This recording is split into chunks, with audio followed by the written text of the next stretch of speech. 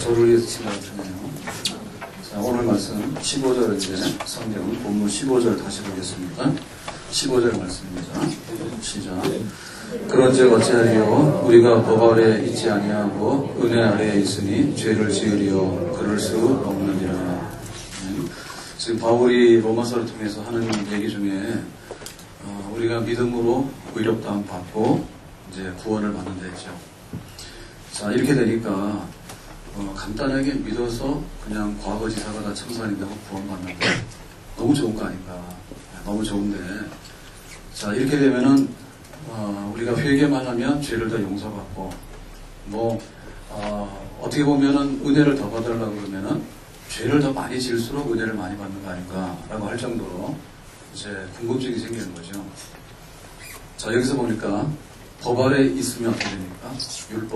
율법 아래 있으면 그 율법이라고 하는 것은 기준이잖아요. 자장할 자 기준. 그러니까는 이거는 잘못됨, 이거는 잘못됨. 그거를 다 표시하는 거잖아요.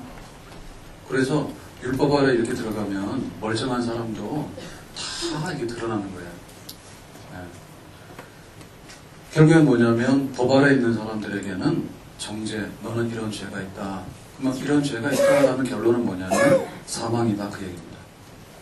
그래서 우리가 예를 들면 십계명을 딱 놓고 보더라도 등모공경하라, 그 다음에 살인하지 마라, 그리고 남의 훔치지 마라, 거짓말하지 마라, 또 간음범하지 마라, 또 탐욕, 남의 거를 탐내지 마라 이런 게 있는데 그거를 모를 때는 내가 대충 괜찮은 줄 알잖아요. 근데 그 계명의 밝은 빛 아래 탁 갖다 내놓으면 우리가 보통은 괜찮은 줄 알잖아요. 근데 카메라 이렇게 들이대가지고 우리가 만약에 KBS에 나오면 어떻게 될까? 지금 현재. 예? 홈도 안 받았구나. 우리가 KBS에 나오면요, 이렇게 거울 볼 때는 내가 괜찮은 것 같아요. 근데 KBS 화면에 딱 띄우면 어떻게 돼요? 얼굴이 이따만해가지고. 그러니까 우리가 보는 거랑 달라. 카메라의 각도가요, 얼굴이 작아야지 보통으로 나오고, 보통이면 엄청나게 얼굴 큰 사람으로 나온다니까. 우연히 가깝게 이렇게 들이대면요, 그리고 저 연기자들도 그때 요즘에는 그 HD 화면 그래가지고 그걸로 하게 되면 굉장히 더 예민하대요. 그래서 대충 하던 것도 안 되고 다 나온다 그래요. 그러니까 율법이라고 하는 것은 법이 세분화되면 세분화될수록요 더 많은 허물을 판정을 해요. 그러면은 그 허물에 대한 판정은 뭐냐면 전부 다 사망이에요. 결국에는 살아날 가망성이 없도다. 그게 이제 율법 아래에 있는 형편이에요. 자, 그런데 은혜 아래에 있으면 어떻게 되느냐? 은혜 아래에 있으면 내가 잘못했어요. 나는 예수님을 믿어요. 그러면 예수님께서 다 갚아주신단 말이죠. 그러면은 다 문제가 없는 게 되는 거예요. 그러니까 은혜 아래에 있으면은 다 의롭다함 받게 되고 결국에는 생명을 얻게 되고 그런 결과가 있는 거죠. 은혜로 다 덮으니까 예수님의 십자가 피로. 자, 예를 들어서 물건을 훔치면 어떻게 됩니까? 물건을 훔치면 내가 잘못했어요. 그러면은 예수님의 이름으로 다 은혜로 덮어가지고 그게 죄가 없는 게 되잖아요. 그리고 또 사람을 이렇게 쳤어. 근데 그 사람 눈이 하나 빠졌어.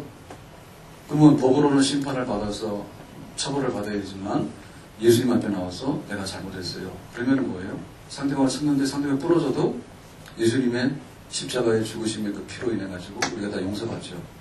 아멘? 안 믿어져요? 네, 또 그거 실습하지 마세요. 가서 멀쩡한 사람 눈 빼놓고 예수님 나 용서해 주세요. 그렇게 하지 마세요.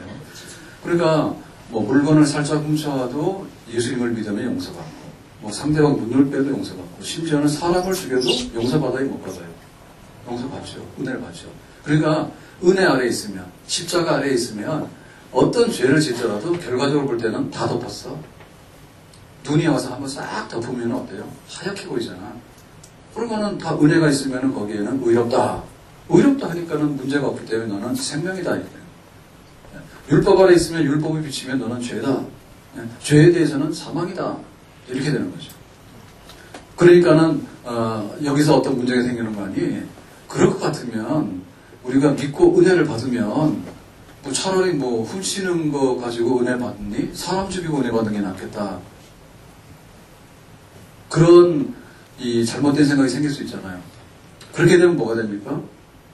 도덕이라든지 우리가 지켜야 되는 율법은 폐기시키는 거죠. 왜? 잘못했습니다. 다 용서. 잘못했으면 다 용서가 됩니다. 그러니까는 맞들여가지고 뭐합니까? 점점점 더 큰 죄를 지을 수도 있잖아요. 뭐 때문에? 은혜를 핑계해가지고. 은혜로 봐주시니까는 또 하고, 은혜로 봐주시니까 또 하고. 그러한 그것이 과연 가능하겠느냐? 여기서 우리가 은혜 아래에 있기 때문에 죄를 더 지어도 되겠느냐? 그렇게 하면 안 된다. 그렇게 하면 안 된다. 우리가 그 받은 은혜가 소중한 줄 알면요. 그 소중한 은혜에 대해서요. 소중하게 간직을 하지 반대로 쓰지 않아요. 네? 부모님이 우리가 돈 주세요. 그러면 뭐 초콜릿 하나 먹을게요. 그럼 초콜릿 사 먹는 돈도 주고 아이스크림 사 먹는 주는. 근데 대학 갈래요. 몇백만 원 등록금도 줬어. 나중에 시술장가 갈래요. 그러니까 방어들 써요. 그냥 몇천만 원짜리 방어도 줬어. 부모가 하긴 한단 말이에요. 근데 어느 순간인가 우리 부모님이 은행장이 아니다. 네? 돈 찍어내는 이 화폐창에 뭐 거기 사장님이 아니다. 그걸 아는 순간에 뭐가 됩니까? 알면 알수록 뭐 해야 돼요? 부모님 주시긴 주시지만은 미안한 마음이 들잖아요. 그래서 공부도 열심히 하고 내가 필요하니까 책 사야 돼요. 책 값도 써요. 이렇게 하는 거고. 만약에 시집장가 갔으면은 그렇게 부모님이 이렇게 한 살이 빼줬으면은 잘 살아서 참 보답을 한다 이런 마음이 있어서 이제는 주지 마세요. 저희들이 돈을 벌고 하니까 부모님 용돈도 드릴게요. 이렇게 하는 것이 그 은혜를 입은 사람들의 마땅한 그 성숙 내지는 자기의 마음에 있는 표시가 될 줄로 믿습니다. 그렇게 하면 맞는 거죠. 그러니까 한정도 끝도 없이 이거 용서하니까 저거 큰 더 저주고 또 그거 용서하니까 더 큰 거를 저지르고 그래서 에이 은혜 받으려면 죄나 펑펑 씻고 다녀야 되겠다라고 하는 것은 말이 안 된다. 어느 날 사형수가 풀려났어요. 야 너는 이제 석방 그리고는 막 믿어지지가 않는 거예요. 근데 석방이래. 그래서 집에 간 거예요. 집에 갔는데 가만히 생각해보니까 아니 사람 하나 죽여도 석방시켜주네. 그러면은 사람 둘 죽이고 또 들어가서 또 나올까? 만약에 그런 사형수가 있다면 그 사람 어떻게 돼? 그건 진짜 사형시켜야 되죠. 에? 내가 실수로 이런 죄를 저질렀는데 내가 죽어 마땅한데 어떻게 나에게 나가라 했지? 그러니까 그 다음부터 어떻게 합니까? 정말로 내 있는 힘을 어디다 씁니까? 내 있는 힘을 자기가 다 사람 살리고 선한 일에 써도 부족한 줄로 믿습니다. 그 사람이 은혜 받은 사람 아니에요. 그러니까 우리가 그렇게 생각해야겠죠. 제가 어제 인터넷 그 뉴스를 봤는데 점심 먹고 심심해서 이렇게 봤는데 깜짝 놀랐어요. 고등학교 3학년 학생이 전교에서 1등하는 학생인데 전국에서 한 5등 했답니다. 수능시험 3개월 앞두고 수능시험을 3개월 앞두고 바람 쐬러 마당에 나왔다가 자동차가 문이 열려있고 거기에 키가 꽂혀있더래. 그래서 아무 생각 없이 그냥 심심삼아서 키를 돌린 거야. 그랬더니 차가 갈 거 아니에요. 예? 키 돌려서 어떻게 만졌겠지. 그냥 차가 가는데 자기 운전도 안 해본 사람 아니에요. 그러니까 가다가 그냥 인도로 들이닥쳐가지고 사람을 다치게 했대. 많이 다친 것 같진 않아요. 그래서 상대방 쪽에서 뭐 2천만 원, 3천만 원 합의금을 달라 이랬대요. 근데 너무 가난한 거야, 집이. 합의금 못 준 거예요. 그랬는데 그 사건을 맡은 형사가 사건을 꾸려가지고 정리를 해야 되잖아요. 근데 학교 가서 얘기하고 뭐 어떻게 해서 구속시키면 안 되니까 시험 쳐서 대학을 가야 되니까 여러 가지로 했는데 그게 안 되더래. 그래서 이제 할 수 없이 이거 합의도 안 되고 학교에서도 그러고 뭐 좀 탄원하고 이렇게 해서 분마시키려고 그랬는데 그게 안 돼가지고 얘가 구속된 거예요. 구속되니까는 시험 못 쳤겠죠. 감옥 가느라고. 그래서 굉장히 그 당시에 그 형사가 전국에서 죄 지은 사람들 잡아들이는데 1등이래. 3년 연속 1등을 했대. 그래서 자기는 무조건 죄 지은 사람 잡아들이면 자기가 제일 잘하는 줄 알았대. 그래서 그냥 그렇게 처리한 거야. 안 됐지만 할 수 없으니까. 그랬는데 2년 후에 고등학교 학생 하나가 또 경찰에 와서 조사를 받는데 보통 조사할 때 이제 가족관계나 신상에 대해서 확인하는가 봐. 그래서 쭉 하는데 자기 형 이름을 대는데 이 형사가 깜짝 놀란 거야. 2년 전에 그 학생이에요. 네? 그래서 궁금해가지고 그 학생의 동생인 거예요. 그래서 얘가 뭐 친구들 이렇게 괴롭히고 때리다가 이 붙잡혀 온 거야 또. 그래서 그 형은 어떻게 됐냐 했더니 우리 형이요. 우리 형 찾으려면 그 성매매 하는 집장촌이라고 그러죠. 거기 가면 있을 거예요 그러더래. 그래서 이 형사가 너무 그 옛날에 그 마음에 그런 게 있었잖아요. 잊어버리고 있었는데 근데 이제 거기 찾아가 봤대. 그랬더니 완전히 알코올 중독이 돼가지고요. 그러고는 그런 데 막 돌아다니는 거예요. 알코올 중독이 제정신이 아닌 거예요.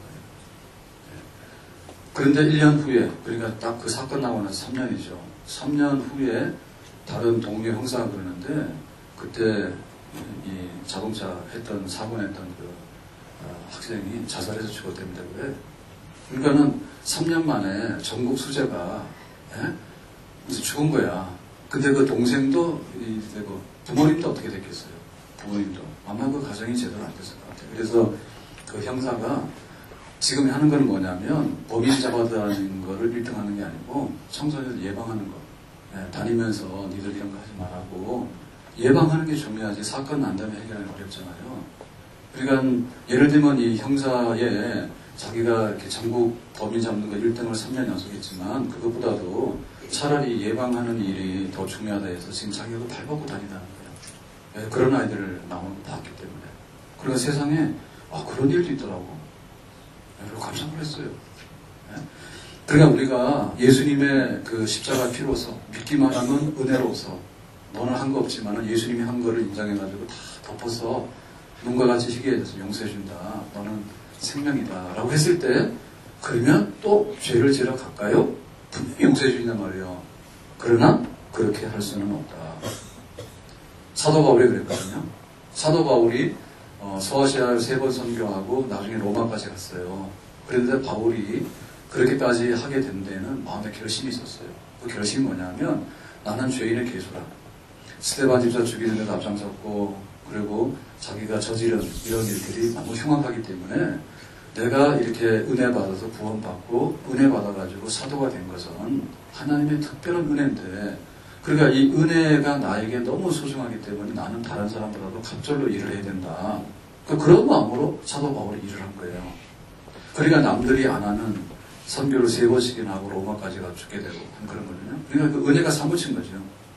진짜 우리가 은혜를 많이 받아서 내가 은혜를 입었다라고 생각하면 그 은혜에 비치지 않기 위해서 우리가 자발적으로 훨씬 더 많은 것을 노력하고 결과를 내는데 힘쓰는 사람이 되는 줄로 믿습니다. 아멘. 그냥 당연한 거를 한 사람은요, 당연한 것밖에 안 해요. 그러나 은혜를 깊이 받은 사람은 죄를 많이 용서받은 사람은 죄 짓는 거 보면 근처도 안 갈라요. 왜? 내가 옛날에 그런 걸 봤거든요. 그것이 바로 하나님의 은혜가 백성의 갈 길이다 그 얘기입니다. 자, 그래서 오늘 16절 말씀 보겠습니다. 16절 다 같이 시작. 너희 자신을 종으로 내주로 누구에게 순종하든지 그 순종함을 받는 자의 종이 되는 줄을 너희가 알지 못하느냐. 혹은 죄의 종으로 사망에 이르고 혹은 순종의 종으로 의에 이르느니라. 자, 이제 우리가 은혜를 받았는데 또 죄지러 갈까? 용서받은 게 분명한데 그 길로 갈 것인지 아니면은 우리가 그 은혜를 받았으니까 이제는 진짜 죄지고 싶지 않아. 내가 하나님 말씀대로 순종해서 살 거야. 갈 것인가? 한쪽은 죄의 종이고 한쪽은 순종의 종이에요. 자, 여기 갈림길에 서 있는 거예요. 그런데 우리는 뭐냐면 우리 자신을 이쪽으로도 내줄 수 있고 이쪽으로도 내줄 수 있어요. 하나님이 손발을 꽁꽁 묶어놓고 어떻게 하지 않아요? 네? 교회 나와서 은혜 받았잖아요. 은혜 받는데 여전히 죄를 청산 못하고 이렇게 끌려다니는 사람이 있어요. 그런데 은혜 받았는데요. 놀랄 정도로 변했어. 저 사람이 저 사람 맞아 할 정도로 싹 변한 사람이 있어. 그러니까 그것은 우리가 의지적으로 방향을 선택할 수 있다는 얘기예요. 그래서 뭐냐면 네 자신을 어디에다 내어줄 것인가. 그 내어주는 데 따라서 이쪽 길을 갈 수도 있고 이쪽 길을 갈 수도 있다. 그러니까 우리가 내준다는 말은 뭐냐면 우리 스스로는요. 우리가 가지고 있는 것을 어디든지 내놔요. 예를 들면 우리가 시간을 쓰는데 내가 시간이 나면 봉사활동하고 이렇게 쓰는 사람도 있고 시간만 나면 돌아다니면서 도박하고 이상한 짓 하는 사람도 있어. 그러니까 내가 내놓는 따라 다른 거예요. 돈에다가 자기 자신을 내놓잖아요. 그러면 그 사람은 돈의 노예가 되는 겁니다. 모든 걸 돈으로 생각해가지고요. 돈 아래 묶여있는 사람이 되는 거예요. 돈에다 내놓은 사람이요. 다 계산을 돈으로 계산해. 근데 어떤 사람들은 외모에다가 자기 자신을 내놓은 사람입니다. 그러면 외모 다듬는 데다가 다 내놔. 예, 뭐든지 시간도 그러고 뭐도 그러고 하여튼 간에 외모 가꾸는 데다 다 내놔. 그러니까 그렇게 심한 사람들 좀 뭐 하겠습니까? 성형 많이 하겠죠. 성형. 예? 성형 막 해가지고요. 다 뜯어고치고요. 거기다가 자기 자신을 내놓는 사람이요. 그리고 어떤 사람은 성공에다가 자기 자신을 내놔. 나는 어떻게든 성공해야 돼. 그러니까 수단 방법 가리지 않고요. 애를 쓰는 거예요. 성공하기 위해서. 그러니까 성공을 위해서 자기 자신을 내놓는 사람이야. 또 어떤 사람은 있습니다. 자식 교육에다가 목숨 거는 사람이 있어요. 네? 자식 교육을 위해서. 근데 어떨 때 보면 애들보다 엄마가 더 공부를 많이 하더라고. 네? 애들은 방 안에 들어가서 하라 그러면 딴짓하고 앉아있는데 엄마는 지금 주방에서 또 간식 깎고 있는 거예요. 네? 거실에서 앉아서 TV 보면서 우리 아들 공부 안 하는 거예요. 공부 안 하고 있습니다. 걱정하지 마세요. 그러니까 공부에다가 목숨 걸어가지고요. 모든 게 다 그 공부에다가 자기 자신을 내놨어. 자식에다 내놓고, 돈에다 내놓고, 자기 외모 다듬는 데 내놓고, 어떤 사람은 성공에 내놓고, 어떤 사람은 놀러 다니는 사람이 있지, 놀러 다니는 사람. 예? 막 팔도를 돌아다니면 노는데요. 노는 거는 막 1등입니다, 1등. 예? 그러니까 우리가 무엇에다 내놓는가에 따라서 우리는 거기에 종이 되는 거예요. 그러면 우리가 죄 짓는 데다가 내 몸을 내놓으면 죄의 종이 돼가지고 계속 그 길을 갈 것이고요. 내가 순종함으로 이제는 은혜에 갚아서 은혜대로 내가 바로 살아야 되겠다는 데다가 자기 자신을 집중적으로 내놓게 되면 순종의 종이 되는 줄로 믿습니다. 그러니까 이 둘을 우리가 동시에 섬길 수는 없어요. 한쪽을 택해야 돼요. 한쪽을 택해서 내가 어떻게 이제 이 소중한 은혜를 엎지르지 않으려고 이 소중한 은혜가 참 은혜의 열매가 있도록 내가 가야 될 것인가. 우리가 거기다가 종로를 달아. 그러니까 신앙생활도 자기가 주인 되면은 결국에는 옛날에 그 과거와 그 죄 짓는 데다가 자기 자신을 내놓잖아요. 그러면은 끌려다니게 되고 미끄럼타게 돼 있어요. 그런데 오늘 기도하다가 우리 집사님이 그렇게 하셨는데 참 기특한 기도도 하셨다. 여러분 우리가 청지기 10계명 이런 거를 지키도록 기도하셔야 됩니다. 그거를 기억하고 내가 그 청지기 10계명에 맞게끔 내가 종이 되겠다라고 내 자신을 맡기게 되면 그런 사람이 되는데 그것은 나에게 복인 줄로 믿습니다. 네? 교회 비전, 교회 사명선언문 여기에 우리가 동참하게 되고요. 주일 성수하고 물질로 섬기고 성도 간에 교제하고 목사님도 자랑할 줄 알고 내가 묵상하고 또 자녀들을 가르치고 예배 중심으로 살고 잘 훈련받고 자 그런 거에 대해서 우리가 종이 돼야 돼요. 아 이런 거 별거 아니네. 별거 아니니까 결국에 뭐냐면 옛날에 자기 하던 대로 가는 데다가 종로로 가는 거예요. 그 시간이 모자라는 게 아니에요. 그리고 사실 물질이 모자라는 것도 아니에요. 얼마든지 내가 여기다가 나 자신을 맡기면 할 수 있는 일인데 그걸 안 하거든요. 자 그러면 우리가 선택을 할 때 하나님께서 우리에게 은혜를 주셔가지고 기회를 주신 것은요. 이쪽으로 가라고 우리에게 은혜를 주신 것 같아요. 아니면 일로 가서 순종해가지고 우리가 은혜의 열매를 많이 맺는 쪽으로 가기 위해서 하는 은혜를 주신 것 같아요. 이쪽이겠죠. 그러니까 우리가 어떤 기회를 부여받았을 때 기회라고 하는 것이 나는 뭐든지 할 수 있다라고 하는 게 아니라 방종이잖아요. 그게 아니라 내가 이 기회를 부여받은 것은 선한 일에 하나님의 뜻에 합당하게 살아가도록 하나님께서 나에게 마지막 기회를 주셨다. 이렇게 알고 이쪽으로 선택을 해서 결단을 해야지 될 줄로 믿습니다. 아멘. 자, 그러면 우리가 어떻게 순종하는 종으로서 하나님의 은혜에 비치지 않게 그렇게 살아가는 사람이 될 것인가? 구체적인 방법이 뭔가? 17절 말씀인데 17절을 같이 보겠습니다. 시작. 하나님께 감사하리로다. 너희가 본래 죄의 종이더니 너희에게 전하여 준바 교훈의 본을 마음으로 순종하여. 자, 우리가 이제 죄에 끌려다니던 종이었거든요. 그런데 이제부터는 뭡니까? 믿음으로 은혜로 구원받아서 순종하는 데 종이 되기를 원해요. 그럴 때 뭐합니까? 교훈의 본을 마음으로 순종하면 그쪽 길로 갈 수 있겠다 이렇게 말씀하신 거죠. 자, 이게 교훈의 본이라는 건 뭡니까? 교훈의 본. 교훈의 본이라고 하는 것은 그야말로 하나님의 말씀이에요. 하나님께서 교훈한 그 지침을 따라서 우리가 마음을 다해서 순종하게 되면 이쪽 길로 가게 돼서 열매를 맺는 그런 삶을 살게 된다는 거예요. 그러니까 우리가 여기서 아닌 것은 뭐냐면 내가 감정대로, 기분대로 내가 믿고자 하면은 잘 안 된다는 거 아셔야 돼요. 사람의 기분이라고 하는 것은 일정하지가 않아요. 피곤하면 다 손 놓고 싶습니다. 네? 그냥 아침에 일어나가지고 좀 굉장히 몸이 회복이 되면요, 뭐든지 할 것 같아요. 그리고 좀 좋은 얘기를 듣잖아요. 그러면은 굉장히 막 기운이 생겨가지고요, 막 의욕이 생겨, 좋은 얘기를 들으면. 근데 기분 나쁜 얘기를 들으면 하루 종일 기분이 나빠. 그러니까 우리가 어떻게 다시는 은혜 받았으니까 순종하는 사람으로 내가 이 길을 걸어갈 것인가라고 하는 것을 우리의 기분대로 하면 안 돼요. 그런데 보통 우리들이 생각하는 게 뭐냐면, 그래서 그 십계명 같은 게 중요한 거예요. 청지기 십계명 이거는 내 기분대로 해석할 수가 없는 거예요. 주일 성수하는 게 하나님의 뜻입니다라고 하면 주일 성수지, 내 기분에 오늘은 눈이 와서 안 되고, 오늘은 또 날씨가 너무 추워서 안 되고, 오늘은 또 날씨가 너무 좋은 거예요. 어디 가야 되니까, 날씨가 좋으니까. 그래서 자기 기분대로 해석을 하게 되니까 거기에 이르지 못하는 거죠. 그러니까 우리가 계명이 뭐냐라고 할 때 하나님 말씀인데, 그 하나님 말씀은 곧 우리의 거울과 같아요.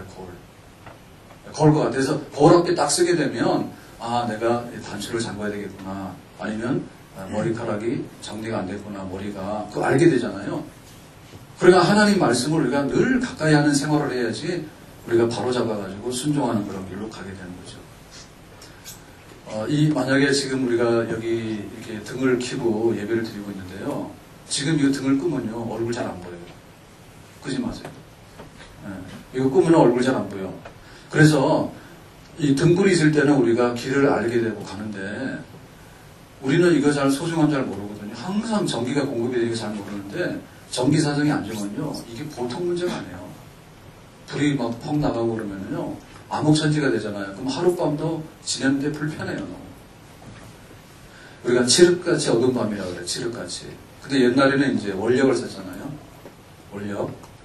한 달, 달을 보고서 다 정해서 했잖아요. 그래서 보름달이 되면 진짜 이렇게 바깥에 나가는데요, 이게 가로등 켜놓은 것처럼 더 밝습니다. 보름달이 환하게 뜨고 구름이 없으면 굉장히 밝아요. 충분하게 밤길을 헤쳐나가는데 문제 하나도 없어요. 제가 기도원 다닐 때 해봤어요.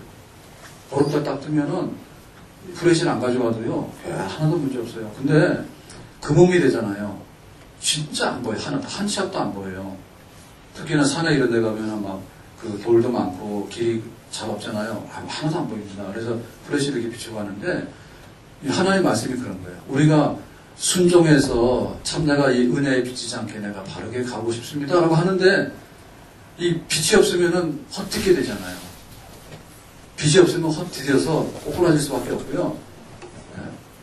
거울이 없으면은 자기 자신은 깨끗하게 하고 왔다지만 이런 거 묻어 있어가지고 사람들이 보면 웃어요. 저 얼굴이 저게 뭐야? 이렇게 되거든요.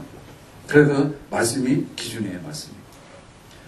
그래서 이스라엘 백성들에게 있어서는 그 교육에 대해 강령이 있어요. 뭐 우리나라가 6.25일 때는 어떻게 했습니까? 우리나라 6.25일 때는 뭐 이렇게 부모 공경, 임금님에 충성해서 형제 우애 뭐 이런 거 있잖아요. 삼강오륜 이런 거 있잖아요. 그런데 그것이 굉장히 강력하잖아요. 늘 부모들이 그러냐, 남녀 칠세는 부동석이야, 뭐 이러면은 남녀 간에 그게 물러날 수가 없어요. 어려서 또 계속 그거 막 귀가 닳도록 들으면. 그러니까는 아침에 일어나면 부모님 문안하는 게 당연한 일이었잖아요.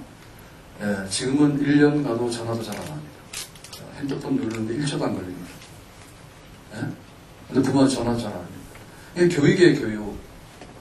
부모가 어떤가 잘 봐야 된다. 그래, 그 다산 정약용 선생이요. 정약용이 강진으로 이별을 가잖아요. 전라도로. 거지로 이별을 가는데, 그 아들한테 편지를 보내요. 그 편지는 뭐냐. 사람들이 신부로 해서 가는데, 1년에 몇 번 못 가잖아요. 근데 그 중에 보면, 너희들이 패족이라고 낙심하지 말고, 글 읽는 공부해라. 그 당시에도 과거 급제하기 위해서는 공부를 했는데, 교양을 위해서는 잘 안 한 것 같아. 그러니까 이게 역적으로 몰려서 아버지가 지금 죽진 않았지만 유배를 가 있으니까 그 아들들은 과거시에 볼 수 없거든요. 과거시에 볼 수 없기 때문에 공부를 안 한단 말이에요. 그러니까 그 아버지가 탈리는 거야. 낙심하지 말고 언젠가는 준비하면 때가 올지 몰라. 그러니까 글 읽는 거 열심히 해라. 그 하는 말 끝에 뭘 하냐면 어머니 좀 잘 챙겨드려라. 그래서 제 1번 기억이 있어요. 손을 이렇게 바닥에다 놔서 그 바닥이 따뜻하신지 그 어머니 누워있는 사람이 누우면은 이 등 있는 쪽 밑으로 손바닥 들어가죠. 손 위로는 들어가죠. 그죠? 척추가 이렇게 휘어있잖아요. 이렇게 넣어봐서 그 등이 닿는 고기가 따뜻한지 안 한지를 봐라. 그래서 그 어머니 좀 따뜻하게 잘 모시도록 해라. 불효자식하지 마라. 그 당부하거든요. 그러니까 그렇게 가르치는 게 강력했기 때문에 그 유교가 500년 조선을 이끌어가게 되고 지금 서양 사람들이 이 극동, 중국, 한국, 일본이 세계를 주도해요. 미국 사람들도 이제 중국 무시 못해요. 좀 있으면 미국이 밀어붙일 파세요. 인구가 뭐 얼마나 많고 그래요. 자원이 많고 그러니까. 근데 여기 일본, 한국, 중국, 요 극동 아시아가 왜 이렇게 잘 살고 사람들이 똑똑한가? 문제도 많이 일으키잖아요. 똑똑하니까. 공부도 잘해요. 교육률도 제일 높아요, 여기가. 예? 우리나라 그러지만 일본 그러죠. 중국은 우리나라보다 더 합니다. 중국의 교육률이 얼마나 높은지 알아요? 중국 사람들. 그러니까는 의회를 할 때 그 뿌리가 굉장히 교육적인 문화 속에 산 거예요. 예? 교육적인 문화 속에 살았는데 우리가 오래도록 지배한 게 유교 문화네. 유교 문화는 공부하는 문화입니다. 그리고 양반은 공부하는 게 양반이에요. 그런데 이 지식으로만 하는 게 아니라 지금은 박사학위를 따면 많이 배웠다 하는데 양반은 그렇게 하는 게 아니라 알고 행동으로 해야 되는 게 양반이잖아. 그러니까 굉장히 여기 극동의 이 문화권 자체가 굉장히 강력한 교육권이에요. 교육권. 그러니까 사람들의 민도가 굉장히 높아. 막 뻘거벗고 돌아다니거나 아니면 막 잡아먹거나 이런 거 하는 데가 아니에요. 여기가. 예? 그게 굉장히 요인이단 말이죠. 그러니까 우리가 볼 때 하나님 앞에 은혜를 받은 백성이 어떻게 내가 순종의 길로 갈까라고 하는데 하나님 말씀에 쌩 무식하고 깜깜해가지고는 안 된단 말이죠. 그래서 이스라엘 백성의 교육 강령이 뭐냐면 들으라 이스라엘아, 들으라 이스라엘아, 쉐마 쉐마. 오늘날 내가 너에게 명하는 이 말씀을 너는 마음에 새기고 내 자녀에게 부지런히 가르치며 집에 앉았을 때이든지 길에 행할 때이든지 누웠을 때이든지 일어날 때이든지 이 말씀을 강론할 것이며. 그러니까 우리가 그 하나님 말씀을 열심히 배우지 않으면은 마음에는 원이지만 또 죄의 종으로 갈 수밖에 없습니다. 그렇죠? 뭘 알아야지 알지 못하면 또 옛날로 돌아가는 거예요. 그래서 여기 교훈의 본을 어떻게 한다고요? 머리로 순종하는 게 아니고 뭐라 했습니까? 마음으로 순종해요. 여기서 말하는 마음이라는 건 뭐예요? 요 마음입니까? 요즘에 요거 하면 다 되잖아요. 요거 한번 해봐요. 요거 하면. 네? 요거 해가지고 하트라고 하는데요. 요 하트가 우리가 마음이라고 하는데 요게 오해의 여지가 많아요. 성경에서 마음이라고 하는 것은 요거가 아니에요. 요거는 굉장히 감정적이고 굉장히 말초적인 요거 같아. 예? 그래가지고 오늘 생일인데 꽃다발 안 사와서 이러면은 남편 찍히는 겁니다. 이제 왜? 요거가 좀 없다 그거지. 그러니까 이런 마음의 사랑이라고 하는 것이 굉장히 감각적이고 굉장히 테크닉 비슷한 것 같아. 요즘에는 물론 그것도 필요하지만은 근데 성경에서 말하는 마음이라고 하는 것은 뭐냐면 전인격을 말하는 전인격, 전인적인 생명. 그게 바로 마음이에요. 그냥 마음을 다하고 뜻을 다하고 힘을 다하고 너 하나님 사랑하라 했잖아요. 그 뭐냐? 하나님을 요구하느냐? 그러면 하나님 오늘 내가 기분이 좋으니까는 초콜릿 하나. 그러면 그것이 내 마음이냐면 그건 아니고 지정의, 머리로 생각하는 것을 마음으로 느껴가지고 내 손과 발이 움직여주는 것. 지정의입니다. 그게 바로 마음입니다. 그러니까 하나님 말씀을 아는데 하나님 말씀을 알고 내 마음에 감동으로 느껴가지고 내 손과 발이 행동으로 옮겨주는 그 마음. 그렇게 순종해 나가는 것. 그렇게 될 때 우리는 죄의 종이 아니라 의의 종이 되고 하나님의 은혜가 다시 한번 결실해서 꽃을 피우게 되고 열매 맺게 되는 그런 복된 자리에 이르게 되는 줄로 믿습니다. 다윗과 사울을 비교해서 많이 말을 하는데요. 다윗은 하나님 앞에 은혜를 받았을 때 어떻게 했는가 하면 자기가 받은 바 은혜에 대해서 이제는 내가 하나님 뜻대로 사는데 순종해야 되겠다. 그런 마음을 가질 때 사울왕이 자기를 잡으려고 따라다니고 했는데 어느 날 굴 속에서 있는데 사울이 와서 낮잠을 자는 거예요. 그러니까는 칼을 들어서 사울의 목을 치는데 이거는 1초도 안 걸리죠. 그냥 들었다 놓으면은 사울의 목이 날아가는 거예요. 그런데 다윗이 칼을 빼가지고 치려고 하다가 딱 멈췄어요. 왜 멈췄죠? 하나님이 기름 부어서 세운 왕인데 나를 괴롭힌다 해가지고 나를 죽이러 다닌다 해가지고 내가 여기서 사울을 죽이는 것이 과연 하나님의 뜻일까? 그리고 하나님의 방법일까? 아닌 것 같다 이제.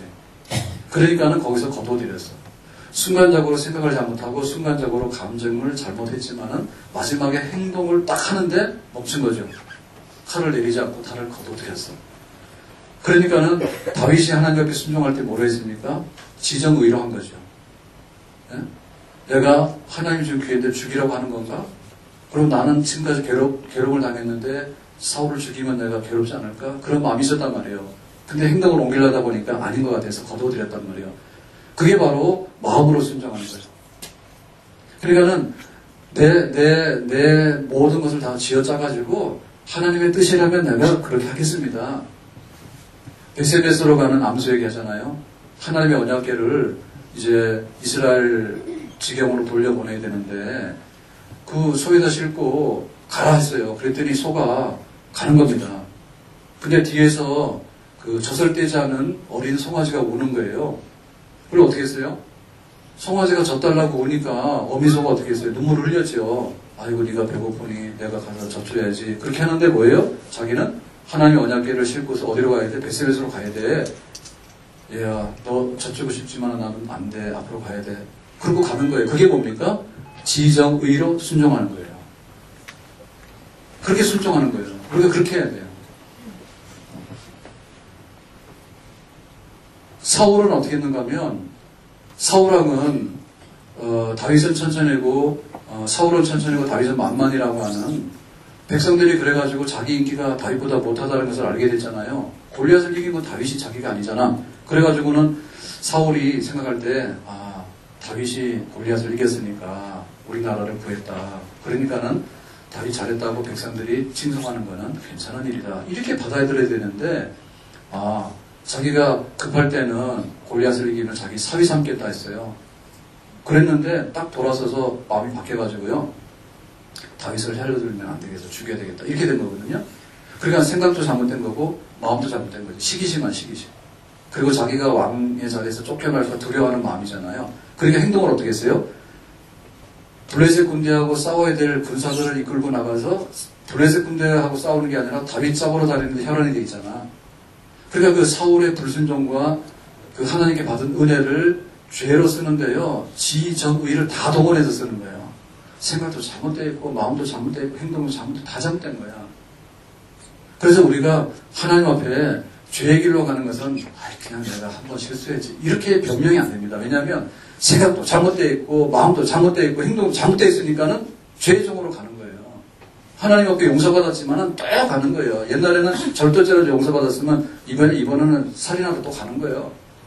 지정의가 다 잘못된 거예요.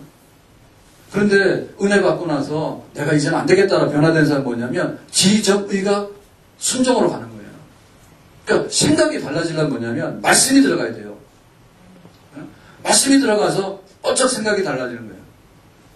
생각이 달라지는 거예요. 그러고 나서 내 마음속에 사람의 감정이라는 것은요, 잘 안 바뀌어요. 자기가 늘 호감이 가는 쪽으로 호감이 가게 돼 있어요. 익숙하단 말입니다. 길도 가던 길이 편한 길이죠. 낯선 길로 가라 그러면 불편하게 느끼거든요. 그런데 그 감정을 바꾸어서 이제는 내가 하면 안 돼. 하나님 뜻대로 내가 해야 되라고 감정하고 나서 또 행동을 옮기려고 또 핑계거리가 생겨요. 내일부터 하지 뭐. 오늘은 또 눈이 오네. 그러니까 내일부터 하지 뭐. 이렇게 된단 말이에요. 그러니까는 그 행동 자체도 결단적으로 해야 돼. 결단적으로. 결단을 딱 내서 해야 돼. 그게 바로 우리가 가야 되는 은혜 받은 사람의 순종의 종으로 가는 그런 길인 줄로 믿습니다. 아멘. 지난 주일날 오후 예배 마치고 우리가 그 공동회의를 했는데요. 공동회의를 하게 되면 뭐 이렇게 굉장히 거창해요. 공동의회 이름이 무슨 뜻인지도 모르는데 우리 세례교인들이 다 와서 1년 동안에 우리 교회가 지금 예산을 집행해야 돼. 그럼 예산 집행하는데 교인들이 동의를 해줘야 돼. 와서 하자 그 얘기예요. 알고 그럼 다 와야 되잖아요. 안 오잖아. 다 와서 이해를 해야 되잖아요. 교회라고 하는 것이 지출은 뻔하게 돼 있어요. 지출로 나가야 돼 있어요. 근데 수입이라고 하는 것은 사실상 없어요. 기부예요, 기부. 그런데 기부인데 그야말로 기분 내키는 대로 기부하면 어떻게 되겠어요? 교육제 사례비는 어제 가서 우리 자동이체를 걸었어요. 동결 그래가지고 자동이체를 걸으라 했어. 그러면은 사례비가 며칠날 나가나 20일날 나가나 그거 다 이렇게 나가야 됩니다. 그러면 우리 헌금을 세상말로 기부를 하잖아요. 기부인데 기분 내키는 대로 하면 어떻게 되겠어요? 예, 교육자 사례비가 안 나가요. 그러니까 우리가 받아들일 때 머리로 좀 알고 받아들여야 돼요. 머리를 알고 교회 살림 자리가 이렇게 되면 이렇게 되는구나. 그러니까 이렇게 가는구나. 그렇게 받아들이면 되거든요. 그러고 나서 우리의 그 기분이 있는데 감정이 있는데 감정대로 하면 안 되죠. 내가 그럼에도 불구하고 예를 들면 우리 아이들 학교 공부를 가르쳐야 되기 때문에 옷 입는 거는 그냥 길거리에 누워있는 거 입어도 죽지는 않아요. 그렇지만 학교 가는 거는 가야 되잖아. 그게 우선순위 아닙니까? 그럼 교회 섬길 때도 어떻게 섬겨야 되겠어요? 교회 섬기는데 교회가 다 돌아가야 되는데 그럼 어떻게 되냐면 내가 의지적으로 그럼에도 불구하고 교회를 섬기는 데 있어서 내가 해야 될 부분을 내가 마음에 변동이 없어야 되겠다. 그리고 이 행동도 야무지게 해야 되겠다. 티끌 태산이라고 우리 성도들이 생각을 바로 하고 마음을 바로 해서 행동을 바로 하는 것이 모아지게 되면 작은 시냇물도 모여지게 되면 큰 한강을 이룰 수 있는 줄로 믿습니다. 순종의 힘이라는 것이 그렇게 큰 거예요. 우리가 은혜 받았는데 그 은혜를 은혜 큽니다 해놓고 돌아가서 죄진 대로 돌아가잖아요. 그러면 이거는 마이너스를 내는 거거든요. 정말 하나님 보실 때 너는 은혜를 더 주니까 더 나쁜 짓을 하고 다니네. 내가 그것 때문에 너한테 은혜 준 건 아닌데 그러실 거 아니에요. 그래서 은혜 받은 사람들이 모였을 때 어떻게 내가 가야 될 것인가에 대해서 정말 우리는 그 은혜는 그야말로 강제적인 집행력은 없습니다. 그렇지만 사실은 은혜가 더 무서운 거예요. 그 말씀 드렸죠. 동거에서도 여기 동중하고 동거하고 2월 달에 졸업식을 하겠대요. 근데 교회에 대해서 막 요새 안 좋게 얘기하는 사람들 굉장히 많은데 어떻게 또 붐이 일어나가지고요. 졸업식은 또 교회 가서 하겠다는 거예요. 그거는 하나님 좋아서 하는 건 아니고 비나 눈이나 이런 거 안 맞고 이렇게 딱 실내에서 하니까 좋으니까 그런 것 같아요. 근데 어쨌든 간에 이제 막 하겠다 하니까 뭐 어떻게 해줘야죠. 그리고 또 그런다고요. 말씀드렸잖아요. 동거에서 담당 선생님이 사용료 얼마예요? 우리 사용료 안 받아요. 그 대신에 감사금 하던데요. 그랬어요. 그랬더니 그게 더 무섭네 그러거든요. 그분은 교회 다니는 분 같아. 예? 사용료라 그러면 사용료 딱 주면 끝나는 거예요. 마음의 짐이 하나도 없어요. 마음의 짐이 하나도 없잖아. 근데 그냥 은혜로 우리가 준 거니까 은혜로 받아서 감사금 하세요. 그렇게 되면 어떻게 돼? 믿음이 없는 사람 같으면 아이고 잘 됐구나. 그냥 10원 딱 이렇게 할 거예요. 근데 지금 여기 와가지고 학생들이 얼마고 부모들이 얼만데 막 2,000명, 3,000명이 와서 왔다 갔다 했는데 옛날에 그거 계산해봤거든요. 이상한 것도 다 계산해. 여러분 예를 들면 졸업식을 하는데 그 실내 와가지고 난방을 해놓고 마이크 쓰고 조명하고 무대까지 다 해가지고 몇천 명이 와서 졸업식하고 싹 갔어. 그러면 그 한 사람이 왔을 때 비용이 예를 들면 10원이 발생했다 치면은 3,000명에 10원이면 얼마예요?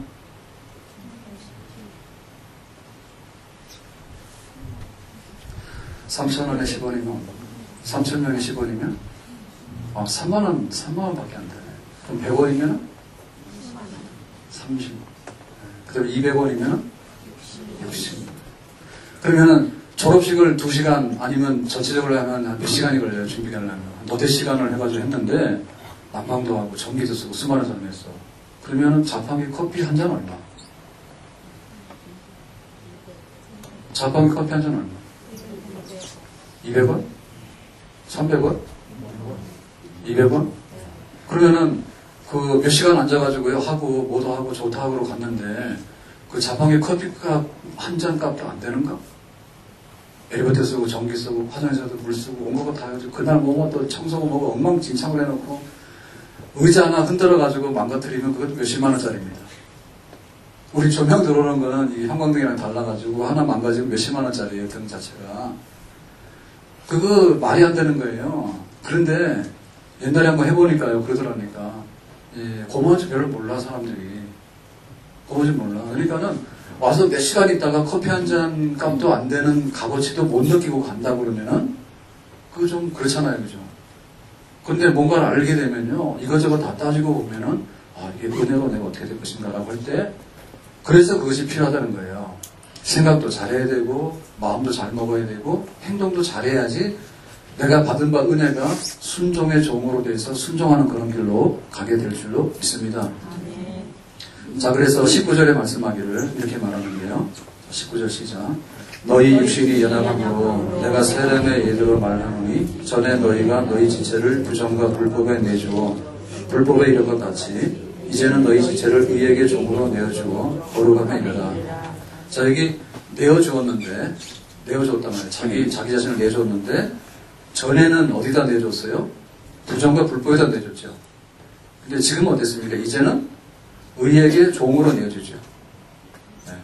그래서 자, 내준다 할 때 내주는 거는 어떤 거냐면 자기 몸을 내놓는 거는 자기 자신을 노예로 파는 거예요. 내가 이거 내 주인 처분대로 하게 내가 내놓습니다 이런 말인데, 자, 이런 경우에는 어떤 경우냐면 전쟁에 패배해가지고 포로가 됐어. 그러면 자기 주장 자기가 할 수 있어요, 없어요? 포로된 주제에. 죽이면 죽는 거고 살리면 사는 거고 앉으라고 맞는 거고 쓰라면 쓰는 거죠. 물론 뭐 노예 학대하면 안 된다지만 전쟁 포로 학대하면 안 되지만은 하여튼간에 포로가 된 입장에서는 종이잖아요, 종. 그죠? 자기 자신을 내놓을 수밖에 없잖아요. 내가 침대에 잘 테니까 침대에 내놓으라. 포로 주제에 그런 거 할 수 있어요? 땅바닥에 자라고 땅바닥에 자는 거지. 그 다음에 또 뭐가 있냐면 자기가 돈이 없기 때문에 자기 그 노동력을 파는 경우가 있어요. 그게 바로 인신매매예요. 내가 지금 빚을 졌어요. 그 당시에는 은행에서 대출 받을 수 없잖아. 그럼 빚을 졌으면은 먹고 살아야 되니까. 그럼 내가 당신한테 가서 내가 종살이 할게요. 그랬단 말입니다. 그것도 자기 자신 내놓는 거예요. 그러니까 전쟁 포로도 자기를 내놓는 거고 경제적인 파산으로 와가지고 올라간 사람도 자기 자신 내놓는 거고, 그리고 또 내놓는 사람 중에 어떻게 하냐면 자발적으로 내놓는 사람도 있어요. 자발적으로 내놓는 사람 어떤 사람이냐면 옛날에 스스로 찾아가서 뭐좀 삼아달라고 해요. 네? 자기가 생계를 꾸려가려니까 힘든 거예요. 아유, 그러니까 내가 식모살이라도 가고 내가 차라리 내가 그 남의 집 머슴이라도 가면 좋겠다, 굶어 죽지는 않겠다 해가지고 자발적으로 들어가는 사람이 있어요. 이런 사람들은 누가 와서 판 것도 아니고 누가 와서 전쟁에 잡아간 것도 아니에요.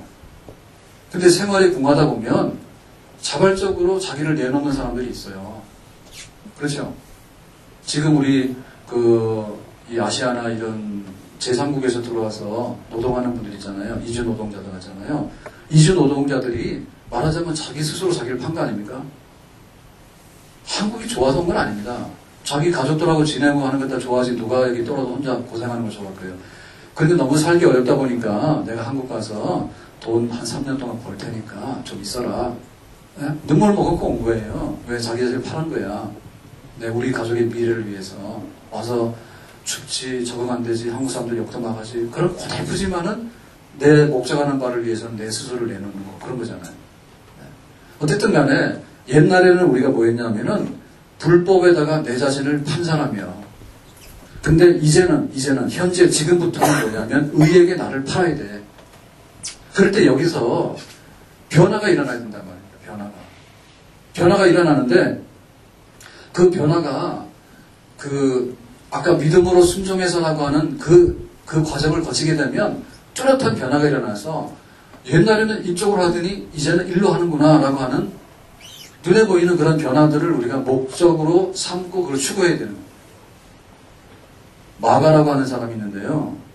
디모데후서에서 바울이 뭐라고 했냐면 마가를 데리고 와라. 마지막 바울이 죽기 전에 편지 쓰면서 마가를 데리고 와라. 마가는 나에게 유익하다 그랬어요. 유익하다는 얘기는 뭡니까? 오면은 우리한테 도움이 된다는 얘기예요. 근데 이 마가가 옛날에 어떤 사람인지 압니까? 바나바의 조카예요. 바나바의 조카야. 그러니까는 이 바울을 이렇게 끌어내가지고 유명하게 만든 사람이 누굽니까? 바나바죠. 바나바가 안디옥에서 목회를 하면서 바울을 다소에 가서 데리고 와가지고 이제 바울을 세웠잖아요. 그러니까는 바울에게 있어서는 바나바가 은인 같은 사람이에요. 그런데 이 바나바의 조카인데 1차 선교를 갈 때 바나바가 주동이 돼가지고 바울아 너도 가자 그랬어. 그래서 가잖아요. 가는데 내 조카 마가도 데리고 간 데서 가잖아. 가는데 중간에 가다가 이 마가가 어디 있습니까? 선교 여행을 하다가 혼자 슬그머니 도망간 거예요. 그러니까 그게 문제를 일으킨 사람이야. 그래서 우리가 아는 대로 2차 선교를 갈 때 바울하고 바나바하고 마가를 데리고 가자잖아. 자기 조카니까 한번 용서해주고 그 문제 일으킨 골치 아픈 조카지만 용서해주고 가자 그러니까 바울이 뭐랍니까? 아니야 냉정해야지. 이번에 또 도망갈 텐데 그럼 안 돼. 안 되고 하잖아. 그래 둘이 싸운 거예요. 싸워서 바나바하고 바울하고 갈라섰어. 그 싸움에 이 모든 것을 제공한 원인 제공자가 바로 이 마가예요, 마가. 그런데 이 마가에 대해서 나중에 바울이 죽기 직전에 편지 쓰는 편지에 보면 마가가 우리한테 굉장히 필요하고 유익이 되니까 그 친구 데리고 왔거든요. 그 변한 거죠. 그러니까 그런 옛날에는 그랬지만은 지금은 뚜렷하게 이렇게 변했다라고 하는 그 변화. 그 변화가 우리의 마지막에 결말이 돼야 되는 거예요. 그러니까 나 자신을 내어 맡기는데 어디다 맡기라고요? 죄의 종에다 맡기지 말고 의의 종에다가 맡겨. 순종의 종에다 맡겨서요. 의의 종이 되도록 하는데 자꾸 자신을 맡겨서 아 옛날에는 저런 사람이 지금 이렇게 변했구나. 오네시모가 그런 사람 아닙니까? 오네시모가 주인 빌레몬의 집에서 도망간 노예입니다. 그 당시에 로마 시대에는요. 노예가 50%예요. 노예가 50%. 자유가 없는 사람들이. 그런데 그거를 다스리려니까 어떻게 하겠습니까? 노예가 주인의 집에서 도망가면 잡히면 사형이야. 그렇게 엄하지 않으면 이 노예를 관리할 수가 없어요. 예? 근데 이 오네시모가 도망간 사람인데, 근데 이 오네시모가 도망가서 바울을 만나가지고 예수 믿게 되잖아요. 그래서 바울의 신복이 된 거예요. 오네시모. 옛날에 주인의 품에서 도망간 그 골치 아픈 사회를 시끄럽게 하는 범죄자가 나에게 신복이 됐으니 그렇게 표현하잖아요. 그러니까 우리가 은혜 받았으면 은혜 받은 대로 구체적으로 어떻게 그렇게 달라질 수 있겠는가. 옛날과 달리 지금 현재. 근데 이것은 내 자신을 내어놓았는데 내어놓을 때 누구에게 내어놓냐면 예수님에게 내어놓게 되면 그 예수님께서 원하시는 대로 좋은 모양으로 변화되는 그런 우리의 달라진 모습을 우리가 보게 될 것이고 만약에 죄나 사탄에다 우리를 맡겨버리게 되면 그 반대 결과가 오게 되는 거죠. 그래서 예수님은 뭐냐면 우리를 새롭게 훈련시켜서 새롭게 변화시켜서 새로운 사람을 만드는 데 있어서 예수님은 우리에게 새로운 감독자와 같은 분이에요. 감독자. 그 감독 그러면은 그 팀을 훈련하고 그 선수를 육성하는 사람이 감독이거든요. 자, 감독 중에서 우리나라에서 제일 유명한 감독이 누굽니까? 히딩크 감독이죠. 네. 축구할 때 월드컵 4강 했잖아요. 그 월드컵 4강 했는데 히딩크 감독이 왔을 때 처음에 우리나라 축구 시합을 하게 되면 맡았을 때 5대0이요. 그냥 마구 지는 거야. 그래서 그 월드컵 시작하기 불과 몇 달 전만 하더라도요. 히딩크 놔두면 안 된다 해서 자르라 했다고. 근데 뭐 이왕에 한 거 하자 해서 끝까지 간 거예요. 그랬는데 월드컵 앞두고 딱 되니까 그때부터 뭔가 손발이 맞아 돌아가더니 월드컵 딱 들어가니까는 그 성과를 냈거든요.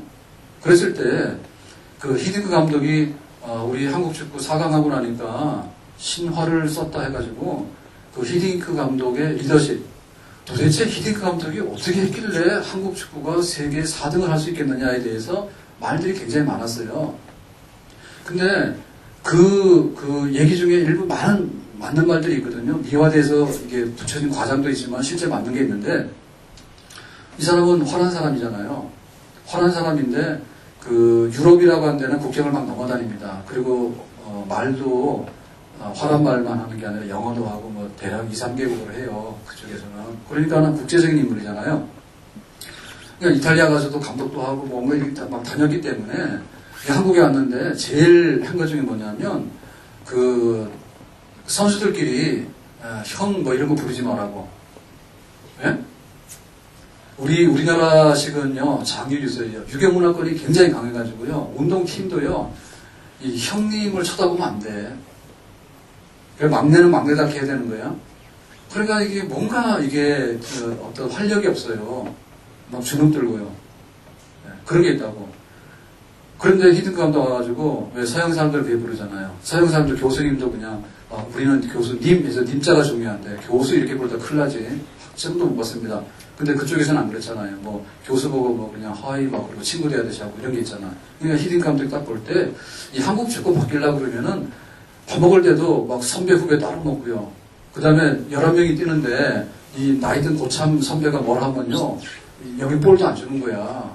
막내 이런 애들은 뭐 안 주는 거야. 그러니까는 묘한 그런 게 있다고. 질서가 있다고. 그래서 이걸 깨야 된다 해가지고 막 방도 섞어서 나이 어린 선수하고 나이 많은 선수하고 그 다음에 또 말도 호칭도 뭐 지금 유명한 홍문보가 그때는 그 감독이 옛날에 선수 중에서 제일 나이가 많은 그랬었잖아요. 그러면은 홍명보 명보 이런 말을 어떻게 불러요? 후배들이 죽지 그랬다고 하라.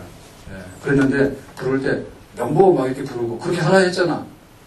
그러니까 뭡니까? 나이가 제한되는 게 아니라 누구라도 자기 의사표시를 하고 뭐 하려고 하면 손발이 맞아야 되는데 언제 형님 뭐 이거 따지고 언제 그거 하냐 말이에요. 그래서 그런 수평된 그런 거를 만들어냈다. 그런 얘기 들어보셨죠? 그리고 전술에 따라서도 굉장히 다른 거예요. 전술에 따라서도. 그래서 우리 한국 축구는 옛날에 수비수 풀백이라고 그러죠. 골키퍼 앞에 있는 수비수가 3명이에요. 전통적으로. 그래서 3백이라고 그러는데 가운데 하나, 좌우에 이렇게 3명이서 수비를 보는 거야. 근데 이렇게 하면은 이게 뭐냐면 축구 후진국이에요. 그러니까 축구 선진국에 축구를 하고 되면 이렇게 해가지고 버틸 수 있는 나라가 없어요. 그러니까는 히딩 감독 와가지고 이제 이거 고쳐야 된다고 갑자기 축구 세미나가 됐습니다. 또 알고 계셔야 돼. 그래서 4명을 세운 거예요, 4명. 그게 뭐냐면 세계 축구 선수들이 하는 게 보통 평균이 4백이에요. 4백이야. 4명이 세는 거야. 그러면 숫자가 수비가 4명이잖아요. 그러면 여기 숫자가 3명이면은 숫자 4명이 수비적인 거냐면 수비적인 전술이 아니에요. 여기 4명의 수비를 세웠는데 이 4명의 수비 중에 가운데 2명은 그야말로 수비를 위한 수비예요.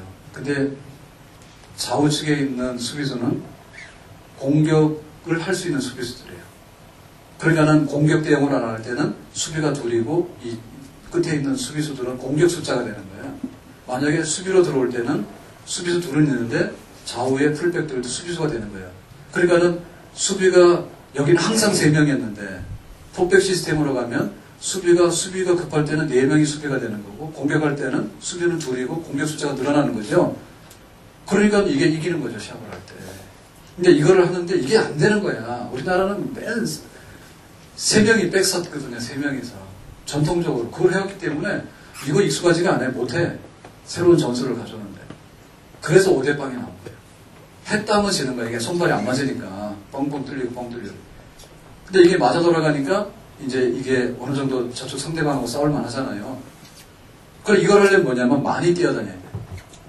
여기 3명 수비수일 때는 마르고 닳도록 서 있으면 돼. 시합 시작해서 끝날 때까지 계속 여기 서 있으면 되는 거예요. 그런데 수비수가 4명이 서게 되면 2명은 여기 있지만 좌우에 있는 이 2명은 공격수가 될 수 있기 때문에 많이 뛰어야 되잖아요. 공격할 때 저 끝에까지 갔다가 110m 달려갔다가 들어오면 얼마나 많이 뛰어다녀. 그래서 그 유명한 게 이영표, 송정국 이런 선수들이요. 이거 했던 사람들이요. 예? 얼마나 많이 뛰어다녀. 그러니까 뭐냐면 체력이 강해야 되잖아요. 체력이 강해야 돼. 그러니까 체력 훈련을 굉장히 많이 시켰잖아요. 그러니까 사실상에 있어서 감독의 전술이요. 그만큼 팀을 이끌어요. 그러니까 우리가 내가 은혜 받아서 예수님 믿게 되잖아. 그건 예수님이 감독이야. 예수님이 작전 지시하는 대로 해야 돼. 그리고 예수님이 세워놓은 위치에 서 있어야 돼. 그렇게 하는 게 뭐냐면 순종의 종이 되어서 나중에 열매를 많이 맺게 되는 생명에 이르게 되는 그런 결과가 나오게 되는 축복의 사람이 될 수 있는 줄로 믿습니다.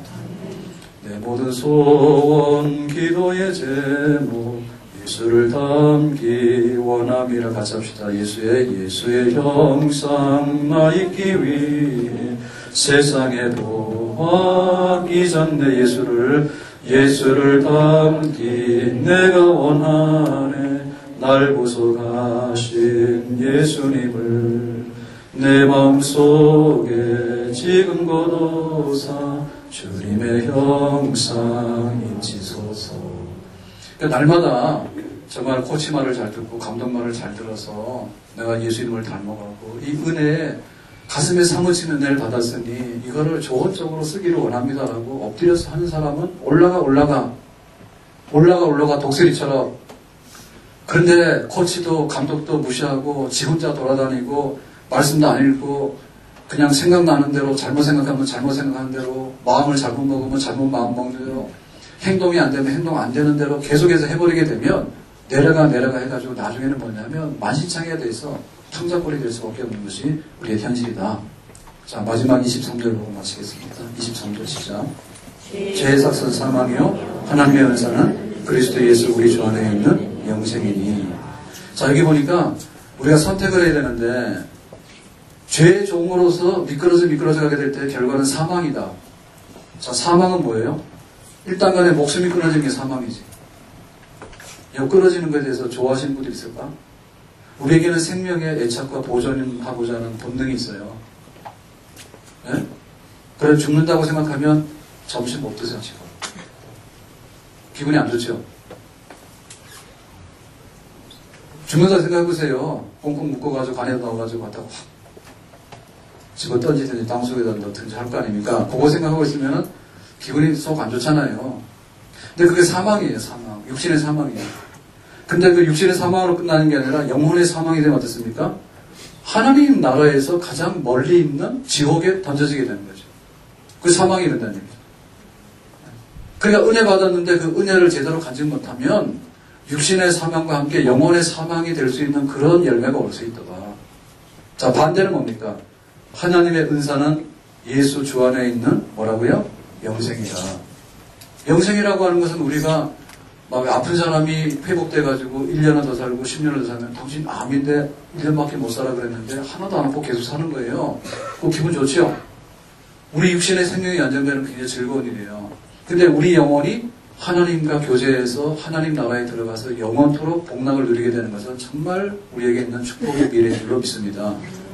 그러니까 우리가 가고자 하는 종착점이 너무나 다르기 때문에 은혜 받았는데 은혜 받아가지고 죄의 싹수로 인해서 사망으로 가려고 하는 사람인지 은혜 받았기 때문에 하나님의 영생이라고 하는 은사에 도달하려고 하는 그런 쪽으로 가려고 하는 사람인지를 우리는 알고 결단하도록 해라. 결단하도록 해라. 그렇기 때문에 우리가 내가 예수 믿어서 은혜로 구원받았다고 하는 것을 확신받는 것도 중요하지만 그 확신이 1개월 가고 1년을 가고 3년을 가고 5년을 가고 10년을 갔을 때 도대체 어떻게 하나님 앞에서 순종의 종이 돼서 영생에 이르렀겠는가에 대해서 우리가 한번 판단해 볼 수 있는 그 관심과 거기에 대한 기대치도 구원의 확신보다도 또 한편에 있어서 굉장히 중요한 줄로 믿습니다. 내가 구원을 받았는데 구원을 받고 나서 은혜를 받았단 말입니다. 은혜를 받았습니다. 다 용서를 받았습니다. 근데 사실 감옥에 가서 1년 살 거를 풀러다가 오면 얼마나 좋아요. 그거 잊어버릴 수 있어요, 평생에? 네? 감옥살 1년에 될 사람이 너 집에 가서 편안하게 잘 살아 했을 때 잊어버릴 수 있겠냔 말입니다. 잊어버릴 수 없죠.